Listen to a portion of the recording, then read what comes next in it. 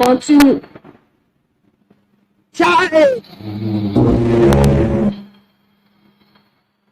Continue.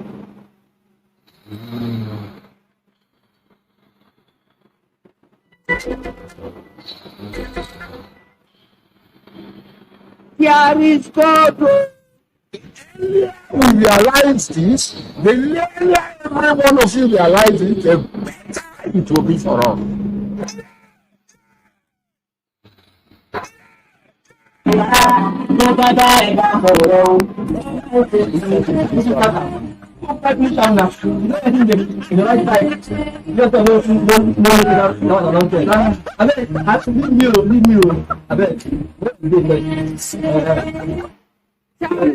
Gentility, gentility, she's too pretty. Gentility, she's too pretty. Gentility, she's too pretty.